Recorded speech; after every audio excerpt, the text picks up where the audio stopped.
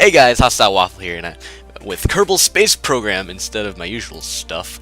And I love this game. It is amazing. And today, I'm going to teach you the basics of this game. Let's start a new game. Player name will be... There we go, that looks like a good game. Sandbox, so I can show you everything, and let's have the Monkey Squad logo. Alright, let's do this! Now, as you can see in the beginning, there was two different types of game modes. There was Sandbox and Career mode. Now, Sandbox is where you can just build whatever the crap you want without anyone telling you you can't do that or have any restrictions, and you could just fiddle around with things. Now, there was a new update to this, so there's a lot of stuff I haven't explored yet, but I'll try to fully explain at least the basics of the game. So, the first thing you have is your pods, and your pods is where you hold your crew members because you don't want to keep them in the fuel because they might die. Now, there's a Mark 1 cockpit command pod. This is the basic one. It holds one crew member, and usually Jebediah is the first one because he's my favorite. And also, you can have up to 3 people, a maximum of 3 crew in a cockpit, like this bad boy. It's a Mark 1 through 2 command pod. Now, you can also downgrade your ship to be either Mark 1 if you're using a Mark 2 command pod, but I'll get into that later, into more advanced stuff. Now let's start building a rocket, shall we? First, let's name our rocket. What's a good name? There we go. That's a good name. Now, of course we have our command pod, but now we need something to make it go up. Now, holy crap, this is a lot of stuff that I forgot about. What is this? Okay, anyway. Anyway, so you have basic fuel tanks that use liquid fuel and oxidizers. That's for space fuel, and it doesn't require any oxygen like planes do. Now, there's these things called fuel boosters. They are solid fuel boosters. That means you can just put them on, and let's just go and just show it. You basically, it's a mine on its own. It doesn't matter if you throttle it. It doesn't matter if you want to do like a little bit. You just press space to launch, and whoa, it goes straight up no matter what. And just keep going fast. Yep, it just goes same speed. And it also overheats, so it can be a little dangerous. But that's what happens. Now, Jebediah, you need to fly. Fly, Jebediah, fly. He's so happy. He's so happy. Look at you, Jebediah. Let's go jetpack. Alright. Now back to the vehicle assembly. That's what solid fuel boosters do. They're useful for getting out of the atmosphere because it's very heavy near planet Kerbin, which you are on, by the way. You're on planet Kerbin, and these little green fellas in here are called Kerbals. Now, solid fuel boosters are pretty good, but they're not very reliable and useful for the long run. They're good for the beginning or the first stage. Now, what I have attached here is a FLT800 fuel tank. It's basically a pretty big fuel tank you can use. This is what you'll basically want to have it as much fuel for your basic rocket. You might want a little more too. You can add a little bit, like a T400, wherever that is. Rocket mag. There we go. And now they have our engines, fuel, now we need engines. So we have a variety of them to choose from, the LVT45 liquid fuel engine or the LVT30 liquid fuel engine. Now these two are basically the same, except the T45 has more navigation, slightly more navigation, and T30 has the more power in the beginning. There's also the liquid fuel engine, the LV909 liquid fuel engine, which is it's for subspace where you have not as much pressure and it's more fuel efficient, and yeah. So if you just plonk it on here, you can see on the bottom right, you have an engine looking icon, which is one of your stages. Now, you can make as much stages as you want, but right now we're just going to go with 0 because we only have one engine and we don't have anything else.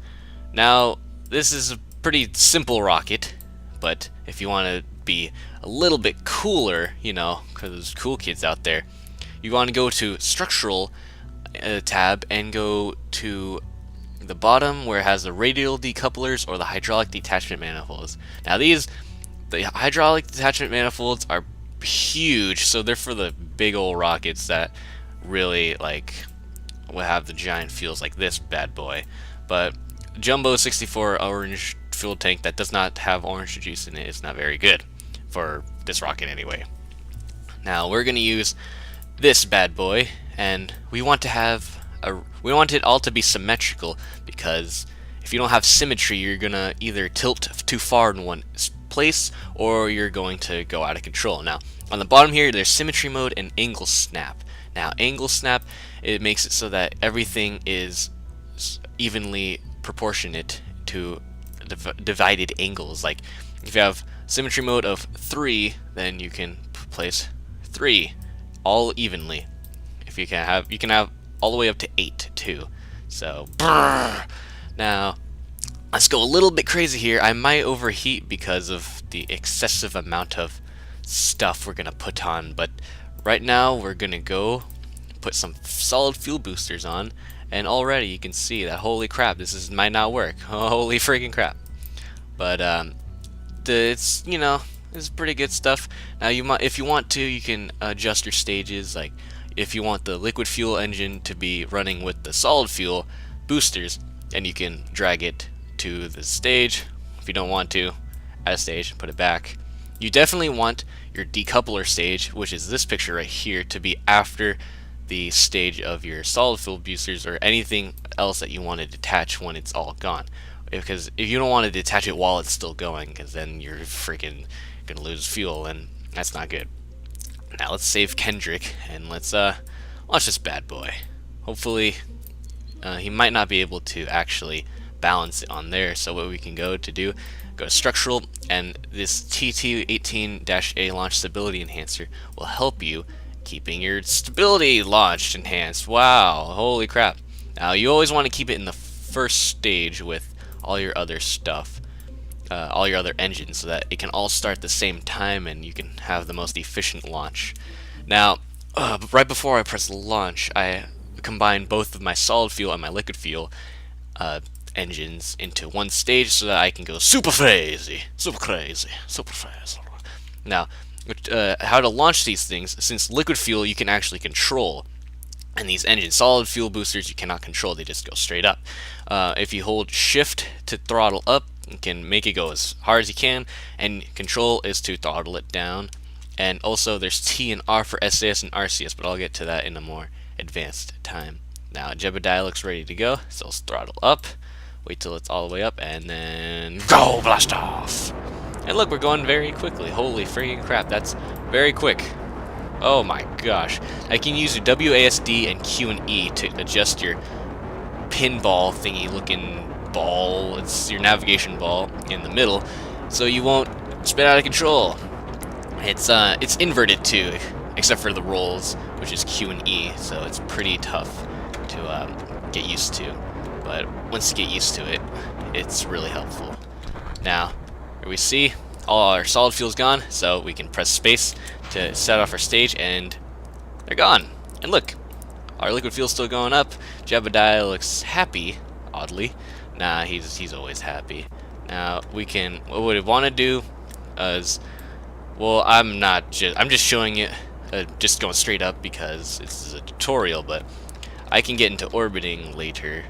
Yeah. I'm going very fast. I'm not even, holy crap. I didn't expect this to work. I mean, what? Oh, look, we're in orbit already now. If you want to, you can just either keep throttling up and going crazy, or you can slow down and admire the space. Space. Space. Look at the space. And also, if you want to, you can press M to look at your map. And you see this giant blue arc here? That's basically your assumed trajectory. Blah, blah, blah. And you can see I go all the way up here, reach the apoapse, and then go all the way down and splash down in the water. So I'm not going to be in space for very long. And I ran out of liquid fuel. This butthole is playing Total War Shogun 2. I don't give a crap. And look, we can see the moon out in the distance. Jebediah, look. Alright, this is not part of the tutorial, but bonus feature. If you want to get Jebediah to go out, since you're in orbit, you're basically traveling at the same velocity as your ship. So if you EVA, by pressing EVA button up above your Kerbal, you can press space to let go, and you're flying. And you can also press R to use your jetpacks. And woo, it controls the same like your ship. You can hold control to go down, shift to go up, W, A, S, and D to go and then Q and E to woo, Jeopardy. So happy. Now, usually you'd want to EVA if you have in career mode. It's used for status report. Let's see, EVA report. But in sandbox mode, where you just want to build and launch stuff, it doesn't really matter. Look at planet Kerbin. It's very, very much like Earth, but it's not. Look, it's our flag on the command pod. Wow, it's amazing. Oh, I forgot to put a parachute. We're gonna die. No, we're not gonna die. We're not gonna die. Anyway, let's just take a look gander at this moon. Look how beautiful the moon is. It's just so amazing. Whee! Usually you'd want to EVA if you just usually I EVA when I'm about to crash, and if you're lucky enough, the gravitational pull of a separate planet or satellite like the moon can help you. The low gravity can help you just orbit by yourself using the jetpack, which is very fun to do. And anyway, I'm going to end this part, Space Center revert flight, because I don't want Jebediah to crash and die. Alright, what else should I tell you about the basics? Oh yes, tricouplers, or decouplers. There are these awesome radial decouplers. There's the TR18A stack decoupler, TR2V stack decoupler, and the giant big ol' friggin' TRXL stack decoupler, or stack separator. The separators explode when they decouple, and the decouplers just unbind. I don't really know a difference between these, but I guess exploding's cool. Now here is the Rockomax brand decoupler. That's for the huge rockets. TR18 stack decouplers for the medium-sized rockets like this bad boy here, and the TR2V stack decoupler is for the tiny ones like the probes that you might want to do once you get more in depth into this game, which is, I recommend you explore this game fully. It is amazing. See, I honestly don't see a difference between this. I mean, you can, if you look in more info when you right mouse button, the ejection force is 600, while the ejection force for the other one is only 250, so it's more forceful. I don't know why. Probably if you're in low gravity or if you're about to crash, it'll help you separate and not collide into your own debris.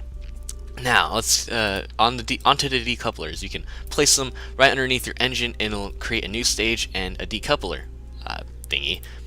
And remember that space is always to further your stage input. Now let's add another fuel tank along with moving this up here, and also let's get some RCS here. That sounds like a good basic. Now you can put RCS is for your maneuverability in space. It's not really much for maneuverability and stability.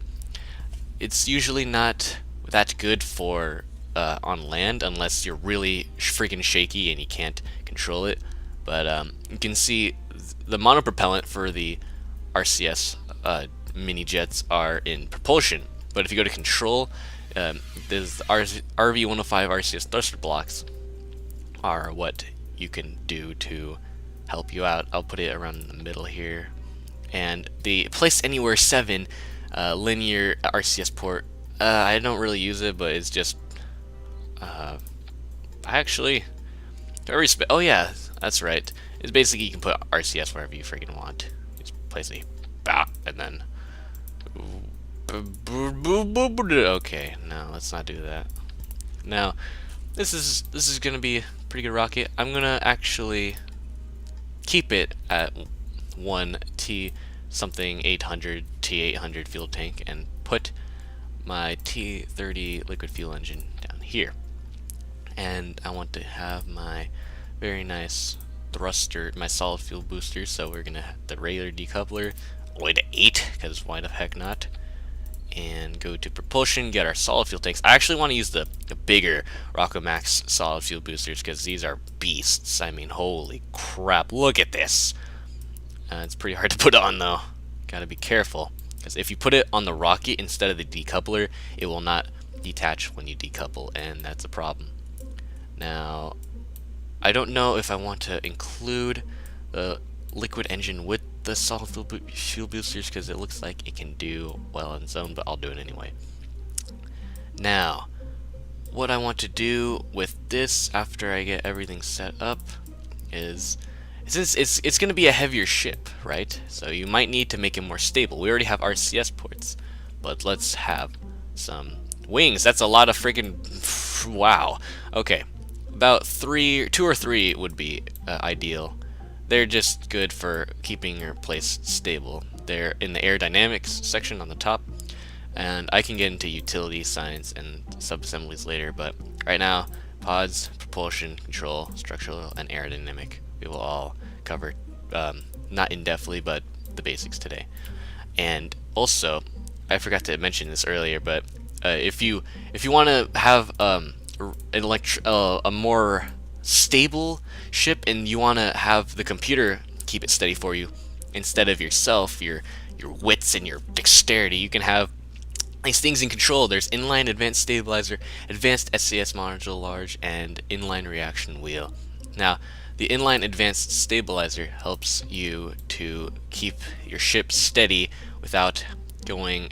Let's look at the description, shall we? The inline reaction wheel system uses a series of spinning discs that are going very fast, quote unquote, to generate the torque necessary to control a spacecraft. Comes complete with a built-in flight computer. Please do not attempt to service this device while it is running. Okay. Advanced SAS module. Now, after many years of research, Stedler Corp's core rocket scientists discovered that Kerbal crew members just can't be trusted to keep a spacecraft under control. That's very true. The advanced SAS module addresses that issue by correcting flight controls continuously. It's highly recommended that crew members are kept unaware of the presence of such a device, as experience shows that many Kerbals will see this as a challenge to their flying prowess. And then the inline reaction wheel. It basically helps you turn using your WASD-QE with the cost of electric charge, but it makes it turn easier and faster. Now, this is a pretty good rocket as a basic rocket. Now let's save it and launch out into space. Oh wait, first we have to get our stages ready. We don't want to have this separate, so drag all of that into third stage.